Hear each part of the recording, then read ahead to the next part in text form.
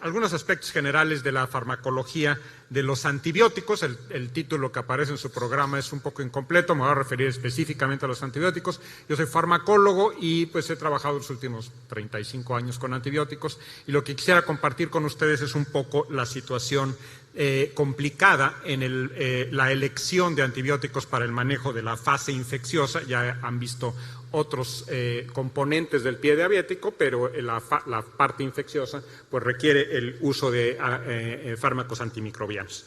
De ese modo, pues lo primero que habría que considerar es sin duda la etiología, o al menos es por donde yo empezaría. ¿Qué es lo que tenemos que considerar? Es cuál es el tipo de patógenos involucrados. Y aquí es en donde empezamos con verdaderas complicaciones, esencialmente porque en esta situación tenemos una etiología microbiana verdaderamente mixta. Este es el resultado es un estudio que apareció publicado hace 12 años en el Journal of Clinical Microbiology. Y entonces lo que nos ofrece esta pieza de literatura es una visión verdaderamente complicada de la microbiología del pie diabético. Y entonces nos dice que de los pacientes, son cerca de 1000 casos estudiados con una microbiología muy fina, la mitad contiene organismos solamente aerobios, y la otra mitad, 44%, es una etiología mixta desde ese punto de vista. O sea, coexisten bacterias aerobias y anaerobias en la mitad de los pacientes. Y solamente un pequeño porcentaje, el 1.3, contiene exclusivamente organismos aerobios. Esta es la parte así de qué tipo de bichos, pero ¿cuántos bichos? La historia se complica aún más. En promedio, estos pacientes tienen 2.7 organismos aerobios en un rango de 1 a 8. Estoy hablando de cada paciente tiene algo entre 1 y 8 organismos aerobios y entre 1 y 9 organismos anaerobios con un promedio de 2.3. Y entonces, si se dan cuenta, estamos hablando de un zoológico ambulante, es una verdadera mezcla de organismos con fisiologías muy distintas, con sensibilidades a antibióticos muy distintas, que nos van a complicar mucho la elección del tratamiento.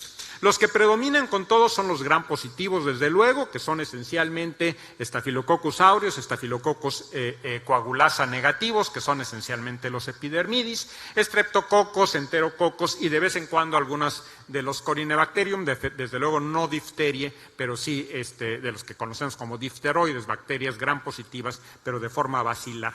Del otro lado tenemos otro tipo de etiología, que son las enterobacterias, en algunos casos, pero son realmente pocos, al menos en este estudio 3.5 solamente, Pseudomonas aeruginosa, que es un patógeno temible, pero probablemente esté más relacionado con infecciones adquiridas en el hospital. Cocos anaerobios, desde luego, son el otro gran componente, y aquí tenemos cocos anaerobios que son la gran mayoría gram positivos como Peptostreptococcus, pero hay otros gram negativos también involucrados, Prevotella, Porphyromonas bacteroides, que son bacterias todas anaerobias. Y entonces, bueno, pues esto nos habla de una enorme complejidad microbiana que, para empezar, impone un reto en el momento de elegir un tratamiento antimicrobiano. Cuando hablamos de elegir un antibiótico, usualmente tenemos que considerar 3 variables importantes. La primera que les acabo de presentar, que es el espectro. La segunda, que tiene que ver en este caso particular, y este es la siguiente nivel de complejidad en la elección del antibiótico, que es la farmacocinética tisular. Desafortunadamente tenemos muy pocos datos de la farmacocinética tisular de los antibióticos en el paciente sano, mucho menos en el sitio de la infección en el pie diabético. Y finalmente un poquito de la farmacodinamia. Y esto de la farmacodinamia voy a entrar en un poco de detalle aquí, de modo tal que en el centro los antibióticos que coinciden y que serían útiles para el manejo del pie diabético debieran, en teoría, al menos en papel, y esto es, insisto, extraordinariamente difícil de encontrar en algún antibiótico que cumpla todos estos requisitos, es tener un amplio espectro, como vieron ustedes, probablemente más cargado hacia gram positivos, porque son los organismos más frecuentemente hallados, pero también debe de cubrir gram negativos, probablemente más cargado a aerobios, pero también debe tener actividad antianaerobia. Debe tener desde luego una buena penetración tisular y esto en términos generales es complicado. Les voy a platicar de la situación del volumen de distribución como un indicador indirecto de esta variable, pero pues esencialmente una buena penetración la obtenemos como derivado de una baja unión a proteína. Entre menos unido vaya el fármaco a proteína, más fácil es que alcance a salir de los vasos sanguíneos y a alcanzar a tejidos, de hecho a tejidos poco irrigados y, como veremos en un momento, un alto volumen de distribución.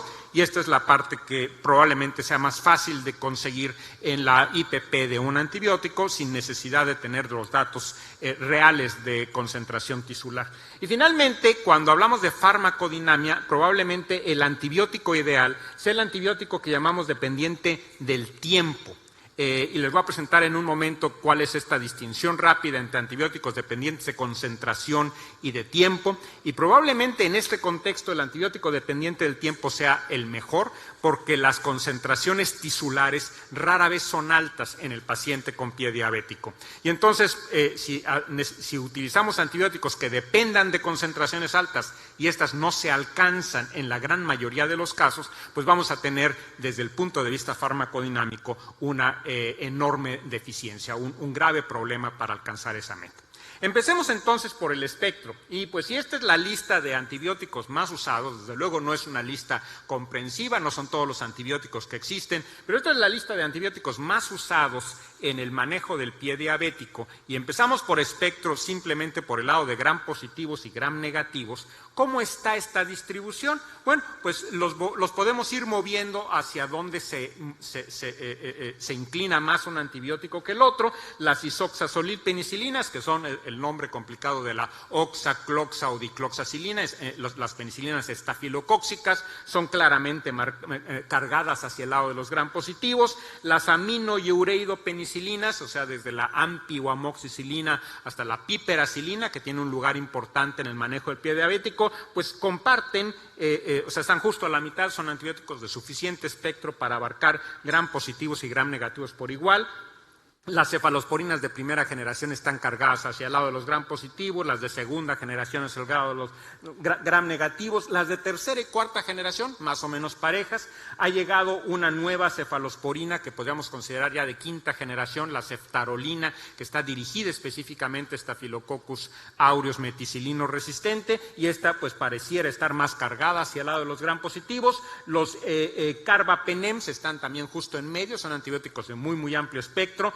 Por su parte, los glucopéptidos, la vancomicina, la teicoplanina, son claramente cargados hacia el lado de los gram positivos, los aminoglucósidos hacia gram negativos. La clasificación de quinolonas es tema polémico, pero si ponemos a las quinolonas de segunda generación, Cipro y Levo, le pegan más a gram negativos, de tercera generación, Moxi, más a gram positivos.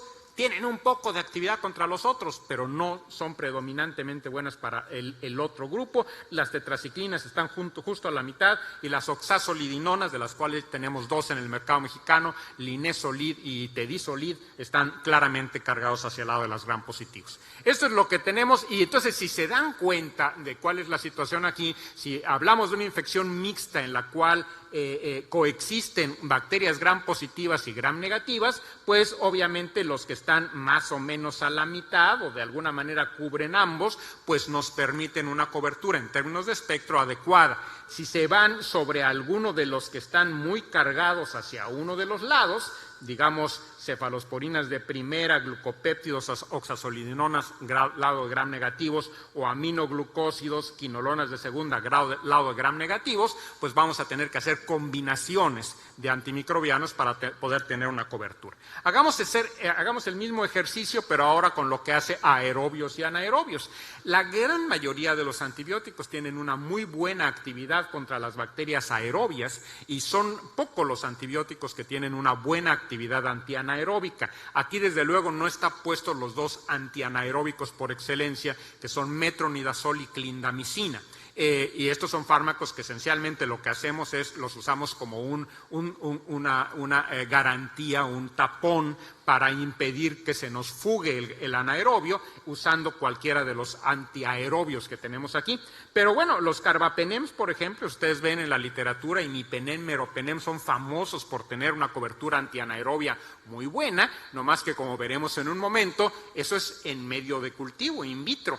Pero si lo piensan en un paciente con pie diabético, en donde el volumen de distribución de los carbapenems es muy pobre, las concentraciones que llegan a tejido son demasiado bajas, y aunque en el papel son antianaeróbicos excelentes los carbapenems, Mimero, Doripenem, en la vida real no son tan eficaces porque no alcanzan buenas concentraciones en un tejido necrosado, pobremente irrigado, como es el del pie diabético. Y entonces, bueno, nuevamente aquí lo que estamos necesitando es una cobertura mixta, muy probablemente algo que cubra aerobios y anaerobios por igual, y de ese lado pues solamente las tetraciclinas, las quinolonas de tercera generación, moxifloxacino en particular, son antibióticos que pueden hacer ese trabajo. Insisto, carbapenems lo hacen, pero solo en papel por las limitaciones de su farmacocinética.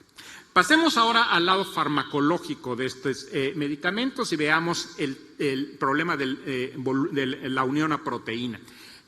La curva farmacocinética, que es lo que están ustedes viendo aquí, le puse aquí en medio a este bebedero de agua porque a mí me parece el mejor ejemplo de lo que hace la unión a proteína.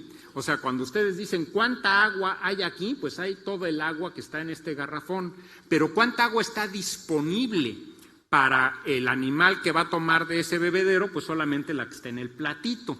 Y entonces cuando ustedes miden la concentración de un antibiótico a nivel plasmático y les dan una curva farmacocinética de esta naturaleza, les están dando la representación de la concentración total del antibiótico. Pero si el antibiótico está fuertemente unido a proteína, pues está la mayor parte secuestrado en este depósito, que no es realmente accesible, y la concentración activa del antibiótico pues es lo poquito que está en el bebedero disponible para el animal. Entonces, desde luego, esto alarga la vida media, lo vamos a ver en un momento, es un depósito, como lo estamos viendo, cómo funcionan estos bebederos, pero en términos de actividad, la concentración plasmática no tiene ninguna relación con lo que se está observando en vida real. Y entonces, pues en términos de unión a proteína, hay antibióticos que tienen desde muy poquita unión a proteína, la fosfomicina no se une a proteína en lo absoluto, hasta antibióticos que se unen mucho a proteína. La gran mayoría del fármaco va unido a proteína, y entonces menos del 10% del fármaco está en forma libre. El 90 o más % del fármaco va unido a proteína, lo cual implica que si ustedes tienen una curva farmacocinética de este estilo, lo que realmente tienen como fármaco activo es una curvita pequeñita que va por aquí, es menos de la 10ª parte del fármaco. Y si se dan cuenta, pues aquí tenemos daptomicina, un fármaco que se introdujo para infección de piel y tejidos blandos, ertapenem, la ceftriaxona, son fármacos que tienen una fuerte unión a proteína. En medio están todos los demás. Y entonces, ¿qué es lo que yo les había comentado como un requisito que podríamos tener para tener un buen fármaco en el manejo de pie diabético? Necesitamos un fármaco que tenga una buena cantidad una buena proporción que se salga del torrente sanguíneo. Para salirse el torrente sanguíneo tiene que no estar unido a proteína, el fármaco unido a proteína no se extravasa, y entonces pues todos los fármacos que están de este lado son fármacos que van a tener una muy buena presencia en la sangre, pero muy baja concentración a nivel tisular, no más por estar unidos a proteína. Hay algunas otras consideraciones, y esto hay que también tenerlo en cuenta cuando piensan ustedes en un paciente con diabetes, que usualmente un paciente con diabetes, con pie diabético, pues debe de tener toda una serie de trastornos metabólicos complicados, adicionales, y entonces pues estos son antibióticos, los que van unidos a proteína, que se afectan mucho por la hipoalbuminemia.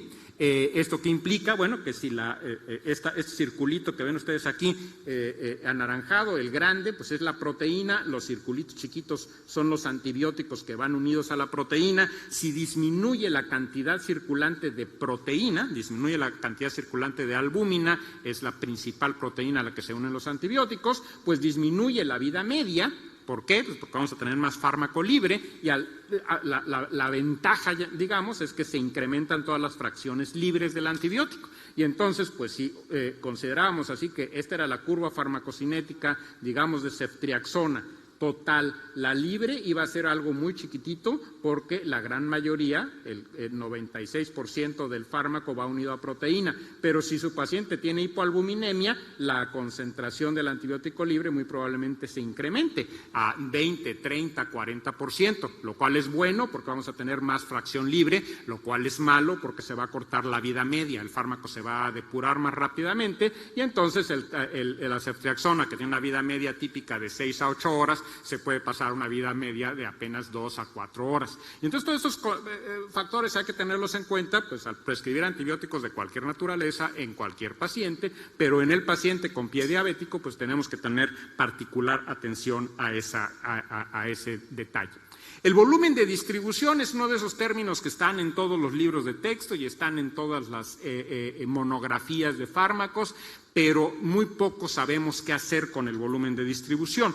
Y el volumen de distribución es, al final de cuentas, una cifra aparente, es el derivado de una simple ecuación. Y entonces, pues en términos de volumen de distribución, tenemos desde fármacos que tienen un volumen de distribución extraordinariamente pequeño, moléculas muy grandotas como la daptomicina, por ejemplo, se quedan confinados al torrente sanguíneo.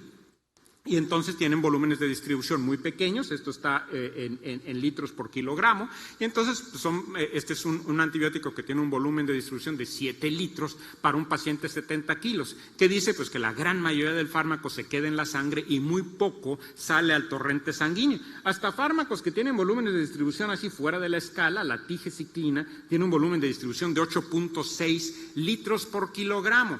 ¿Y esto qué implica? Pues que en un paciente adulto de 70 kilos estamos hablando de un volumen de distribución de alrededor de 600 litros. Se está saliendo todo del torrente sanguíneo, se está metiendo a las células, se está atravesando membranas con extraordinaria facilidad. De hecho, ese no es el que más volumen de distribución tiene. El fármaco antimicrobiano con el mayor volumen de distribución es la acitromicina, que puede alcanzar un volumen de distribución de 2.000 litros para un paciente adulto. No más que la acitromicina se mete a las grasas y pues no lo queremos en las grasas, no nos es muy útil tener el fármaco metido en la grasa cuando estamos tratando a un paciente con pie diabético.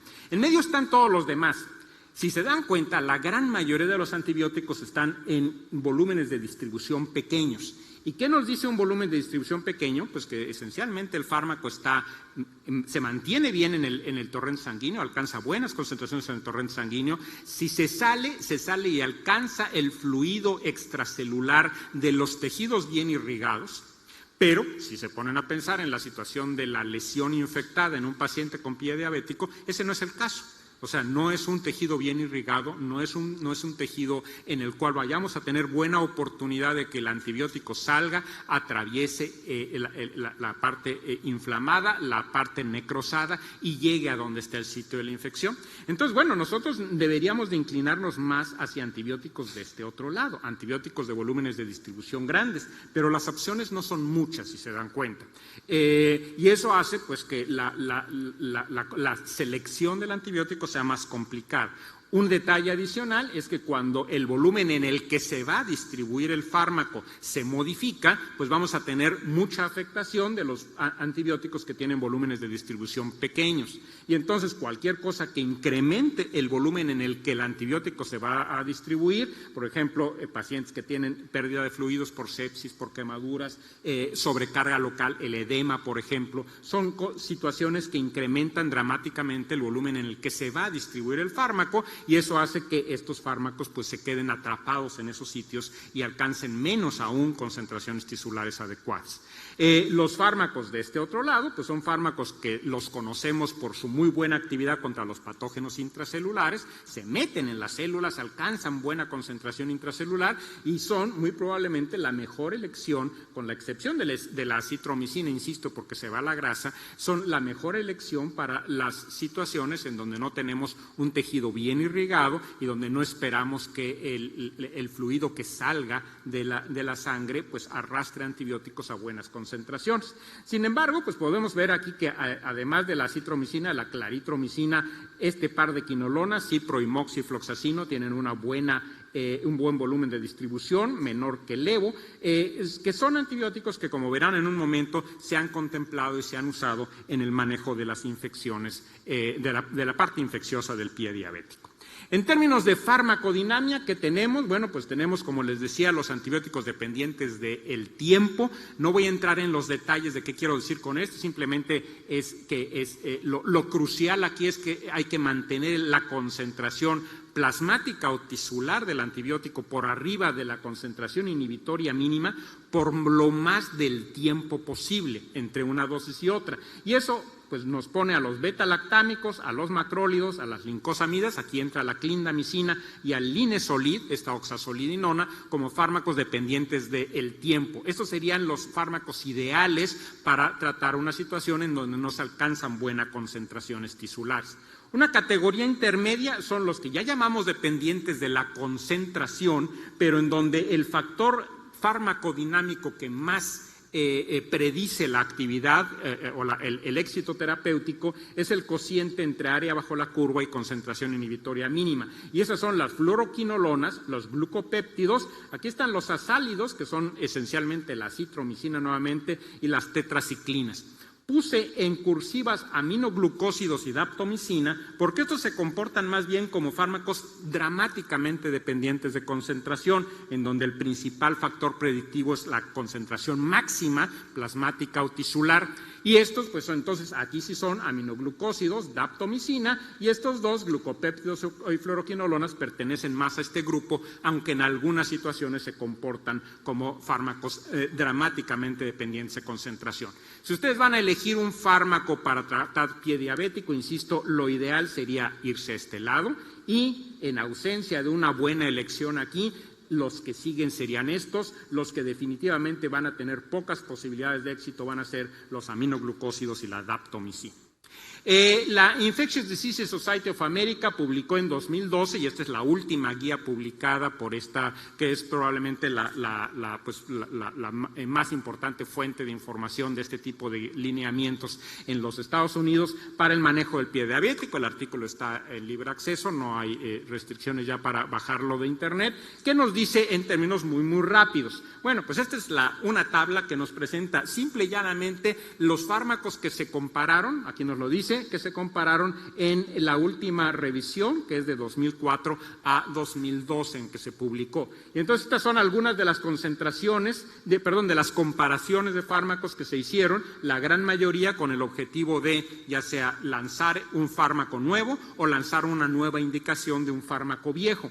Y, pues eso, insisto, son solamente el listado de los estudios sobre infección. Ahora, también si se dan cuenta, por acá debe de estar el tipo de infección. En algunos casos son infección de pie diabético específicamente, pero la gran mayoría de los casos son infecciones de piel y tejidos blandos en general, que incluía algunos casos de pie diabético. O sea, no son estudios enfocados específicamente al pie diabético. Con todo, las recomendaciones que hace la ITSA en ese sentido son para infecciones de moderadas a graves. Infecciones de moderadas a graves, estamos hablando, pues habíamos visto quinolonas, levofloxacino o moxifloxacino, solo o combinado con un antianaerobio, como puede ser clindamicina. Aquí se suma ciprofloxacino como una quinolona a utilizar en este esquema. Estamos viendo algunas cefalosporinas de segunda y de tercera generación,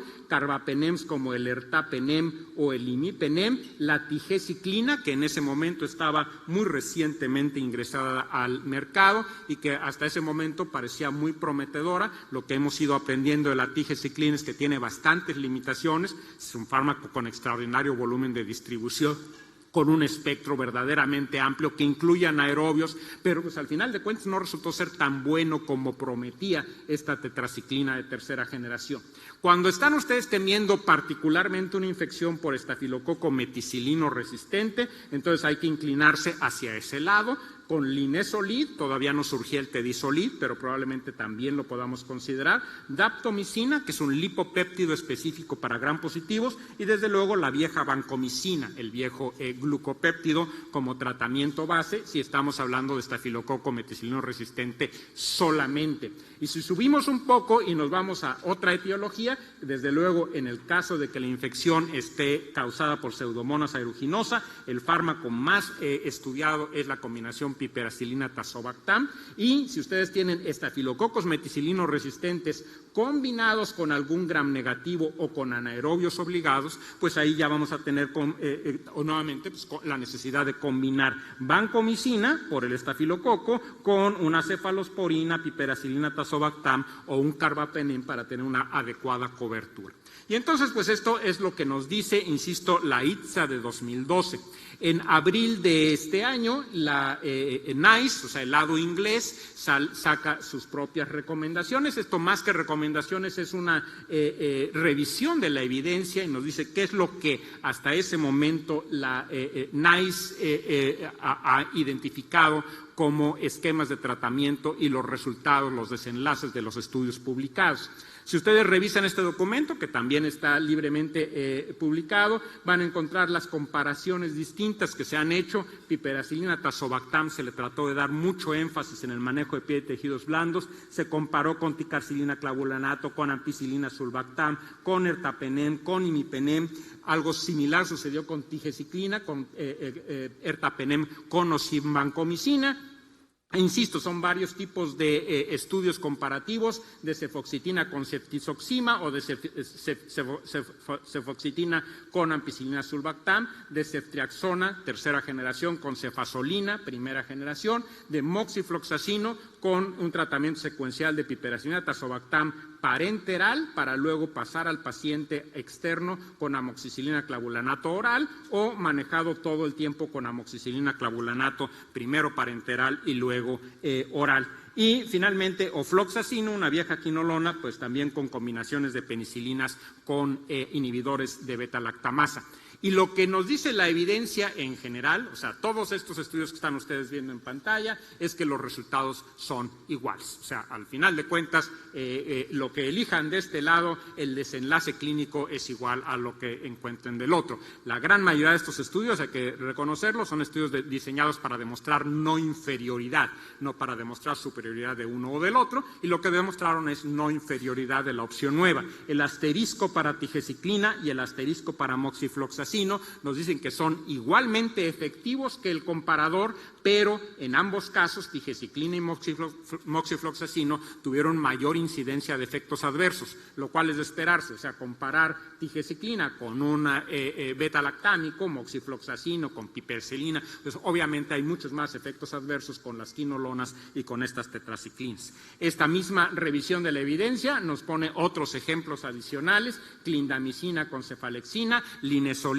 un antigram positivos con combinaciones con inhibidores de beta-lactamasa, daptomicina, lipopéptido contra gram positivos, comparado en un estudio con isoxazolilpenicilinas, o sea, contra oxacloxa o dicloxacilina, o en otro estudio con un glucopéptido, vancomicina, y una combinación metronidazol con ceftriaxona comparado con tricarcilina clavulanato. Nuevamente los resultados de estos estudios nos los manifiestan iguales. Y por último, una cosa muy interesante fue que al menos con estudios hechos con rifampicina, levofloxacino y o ciprofloxacino, 6 semanas de tratamiento resultó ser igual que 12 semanas de tratamiento. O sea, los tratamientos cortos otra vez pudieran verse como una opción que hay que empezar a seguir con la idea de medicina basada en evidencia, y que pues, lo único que logramos con tratamientos más largos es incrementar el riesgo de efectos adversos y sobre todo de aparición de variedades resistentes. Me queda aquí ya este es el lado de la parte tisular, la parte de tejido blando de la infección del pie diabético, irme un poquito a lo de las infecciones óseas, que es un terreno aún menos explorado por las dificultades que hay para conseguir muestras óseas y hacer una buena farmacocinética tisular. El antibiótico clásico es la isoxazolilpenicilina, nuevamente, porque la infección ósea casi siempre involucra a un estafilococo, y entonces oxacloxa, dicloxacilina son las mejores opciones, que pueden incluir sumada una cefalosporina de tercera generación para cubrir gram negativos, o un aminoglucósido, nuevamente para cubrir gram negativos. Y entonces, cuando se teme una infección mixta, esas serían combinaciones más o menos de rigor de entrada y bajo una base empírica. Si ya sabemos qué tipo de patógeno es, si es Staphylococcus aureus, podemos seguir usando una isoxazolilpenicilina o una cefalosporina de primera generación o clindamicina. Cuando se trata de una infección por estreptococos, podemos bajarnos a penicilina simple y vulgar, penicilina G, clindamicina o un glucopéptido. Cuando estamos hablando de enterobacterias, son pocos casos, necesitaríamos una cefalosporina de tercera generación, que tienen un espectro más inclinado hacia allá, o ciprofloxacino, que es la mejor quinolona contra gram negativos. Si están pensando en Pseudomonas aeruginosa, nuevamente piperacilina sola, piperacilina tazobactam sola o asociada a un aminoglucósido. Y si están pensando en anaerobios, las infecciones óseas por anaerobios no son muy comunes, pero hay que siempre tenerlas en mente, pues estas son las opciones clásicas, metronidazol y clindamicina, que puede ir sumado a ampicilina sulbactam o a imipenem, que tienen buena actividad antianaeróbicas. Lo que les voy a presentar ya para terminar son algunas concentraciones tisulares. Hay muy poca información en la literatura. Esta está contenida en un libro que es el libro de Lorian sobre antibióticos en el laboratorio clínico, y es probablemente el mejor compendio que yo conozco de concentraciones tisulares de antibióticos en un terreno, insisto, en el que no hay mucha información. ¿Qué sabemos de las concentraciones óseas de antibióticos? Haciendo este cociente en la concentración que se observa en el hueso contra la concentración que se observa en el suero, o sea, es un porcentaje. Si es el 100%, quiere decir que en el hueso encontramos exactamente la misma concentración que en el suero, y si no, pues vamos a ver cómo se mueve la concentración de los antibióticos. En el hueso, casi invariablemente vamos a encontrar concentraciones inferiores a las plasmáticas, en ocasiones muy inferiores. Estas son cefalosporinas de primera generación, solamente el 14 a 37% de lo que ustedes encuentran en el suero lo van a encontrar en el hueso. De cefalosporinas de segunda generación estamos exactamente en el mismo rango. De tercera a cuarta generación podemos ver claramente cómo ceftriaxona y cefepime serían las mejores opciones, porque esencialmente alcanzan concentraciones alrededor del 50% de las alcanzables en plasma. Estos son, insisto, concentraciones tisulares en hueso. Si vemos otros betalactámicos, el imipenem, por ejemplo, pues apenas el 7%, comparado con la dicloxacilina, que de hecho es esencialmente igual a la concentración plasmática, lo cual nos habla, la dicloxacilina, por alguna razón, es una buena opción contra las enfermedades, las infecciones en el hueso. La piperacilina tazobactam, pues tiene un porcentaje bastante pobre, cuando mucho un 26%. Los aminoglucósidos, esencialmente también poca penetración, el mejor de ellos es gentamicina, no están publicados datos de amicacina, que sería el otro aminoglucósido que existe en el mercado mexicano, y cepamicina y tobramicina ya salieron del mercado local. Dentro del terreno de las fluoroquinolonas, pues tenemos las concentraciones que se alcanzan con diferentes fluoroquinolonas. Si se dan cuenta, nuevamente, levofloxacino hasta 77%, moxifloxacino 70% de lo que se alcanza en plasma. Y en misceláneos, pues tenemos al resto, clindamicina 45%, linezolid hasta 51%, comparados con los glucopéptidos que tienen poca penetración ósea. Y entonces, pues esta es la situación que ustedes tienen que considerar en términos de qué antibiótico dar, a qué dosis y cuál es el resultado que ustedes pueden esperar en términos de concentraciones tisulares. Termino con algunos conceptos generales. El primero de ellos es el pie diabético y las infecciones óseas a las que se puede asociar, y esto es muy importante siempre tenerlas en cuenta. Tienen una microbiología compleja, son realmente entidades con una etiología mixta, gram positivos, gram negativos, aerobios, anaerobios, y además muchos patógenos al mismo tiempo. O sea, estamos hablando de probablemente 4 patógenos coexistiendo en esa situación, y estoy hablando solo de los bacterianos, no me metí ni siquiera a los fúngicos, en donde en muchas ocasiones también hay levaduras involucradas en estos procesos. Desde ese punto de vista, pues no hay un antibiótico ideal, no hay nada que cumpla ni en espectro ni en farmacocinética, farmacodinamia nuestras expectativas. Entonces tenemos que ir acomodando, combinando y haciendo lo mejor posible con un arsenal bastante pobre en opciones. El tratamiento debiera de estar basado en los resultados de cultivo. Pero muy pocas entidades, muy pocos laboratorios que yo conozca en este país saben manejar bien las muestras de tisulares, así una muestra de tejido para hacer un cultivo aerobio, pocos yo conozco, y anaerobio conozco 2.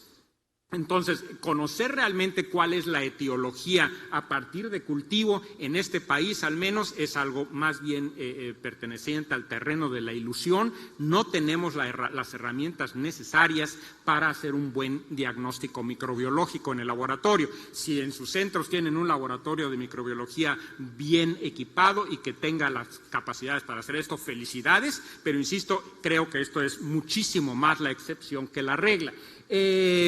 Y en ausencia de eso, bueno, pues las guías son un buen punto de partida, nos permiten tener una noción de qué es lo que se está utilizando, pero realmente nada sustituye al conocimiento de la farmacología de antibióticos. Ustedes no manejan bien el lado de cuál es la etiología la más probable de su paciente y cuáles son las posibles combinaciones que pueden tener disponibles de antimicrobianos, pues las guías vienen a ser un